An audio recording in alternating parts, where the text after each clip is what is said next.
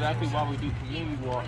Because, like I said, there's a lot of different issues that go on in communities. Unfortunately, today, it's a tragic loss of a 10-year-old boy in a house fire. And, there's more than, that's just violence that we have to combat, police-involved shootings and community violence. But then a situation like this where a whole family is now mourning the tragic loss of their child. And now the question at hand now is, we just saw one apartment complex in Hampton that we couldn't stop talking about how clean it was, how kept to it was, etc. And then you have an area we're at now here in Portsmouth, and everybody's telling us they don't fix nothing. The refrigerators are clunking out. They got black mold. You know what I'm saying? These people are breathing stuff in. They don't fix nothing. They try to charge you and kick you out and take away your privileges. I mean, I don't smoke cigarettes, but they saying people that live here and pay rent can't smoke a cigarette in their own home. I mean, I don't smoke cigarettes, but if I'm paying rent, I'm smoking a cigarette. And they make it so you can't carry firearms, leaving yourself vulnerable. So, you know what I'm saying, when y'all are relying on the government to do all this stuff, you gotta read between the lines, because so the good Lord gives it, the good Lord takes it away. Okay, we'll give you this affordable home, and this is that and the third, but we're gonna take your privileges at the same time, and there's no compromise. So, why we do this community walks, because we really wanna know what's going on. It's real easy to turn the news on and say, oh, this happened and nothing, but we out here talking to the people. They're gonna tell us what's really going on, because they have to live out here every day. So this is why we do community walks. And yeah. One big thing that we always see on the news in a lot of other communities that I kind of don't see here is the community outreach coming from law enforcement, firefighter. Like, you don't see the outreach, officers that you normally are supposed to design in the community to kind of reach out, talk to people, see how they're feeling, check their temperature, and really listen to the people.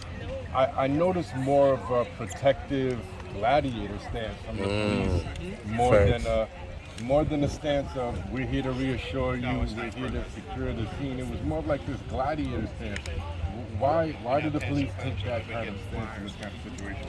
I mean, for me personally, I just feel like it still stems back to the root of law enforcement, which was to hunt slaves. And so, they still had a mentality, and being Virginia, the birthplace of slavery, and where Christopher Columbus landed, etc. While here, especially the 757 in itself, Fort Monroe is where the first 20 slaves literally first came to America. And we feel like they still have that mentality. That's why we say systematic racism. It doesn't go away. And, we feel like they take this stance. And, like I said, we have to give credit where credit is due. So, in Newport news, Chief Drew, and we told people, we're going to start calling people out. Chief Drew, he does community walks. Something happens, he has his officers, they're knocking on doors, whether people receive him well or not, it's on them, but he does it. If nothing else, we give him an acre effort. And then you have other cities like Virginia Beach, stuff happens, the mayor doesn't talk to the family for months and months and months and months and months. And we'll go to Norfolk in a few, and we'll pretty much be well received there. But it's all leadership, man. It boils down to leadership, the chief, the city manager. That's why we try to teach people the whole process, because we might be yelling at the clouds, it might be something the city manager handles, or something the chief needs to handle, or something that's not even in the city's power. If it's a budgeting issue, it has to be taken to the state. There are local level budget issues, but then you have statewide budget issues, and then you have national budget issues. So it all works together. Staying constant in the community is how you suit them best, we feel like, because if you're constantly out there, we constantly ask questions, even if it's once a month, we'll find out what's going on, what type of progress we made from the last month. And like I said, it's a case of night and day, and I'll leave it at this. How we just came from government housing in Hampton, nothing's on the ground, and I don't know how if y'all can move y'all cameras, but we just came 20 miles away and just looked down on the ground. They don't care. And then they stricken these people out here in Portsmouth with the tolls. They got to pay a toll just to leave home. Like, they got to pay a toll just to go to Norfolk. You have to pay $2.50 to go, $2.50 to come back. You have to spend $5 to go look for a job. And there's no job opportunities in Portsmouth. So what are you supposed to do? And all they're trying to do is build this casino. They're supposed to heal the city. The city needs a lot more healing than a damn casino, I can tell you that. They need to get rid of them tolls, especially for Portsmouth citizens, because they don't have no choice. To get to you know, more jobs, to get to more opportunity, they have to go through the damn tunnel.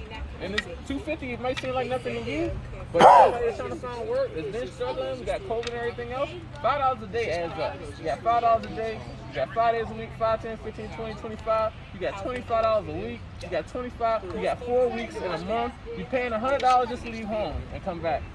You're paying $1,200 just to leave home and come back a year. Think about that. And this city is one of the poorest cities in the state. It's the poorest city. High STD rate. Right. So how High can you crime turn rate. around and charge the people to leave the city and come back? Who does that in America? This is what I'm saying. We came here over 2 years ago, and they brought us here, and we expected it. Fire hazards, maintenance hazards, been there. This ain't nothing new, but it took for a kid to die for them to realize how sensitive it really is. This lady right here was telling me she hadn't had air for 6 months. What? And she had to go and buy her own air conditioner. I didn't know. And as hot as her apartment is, she can't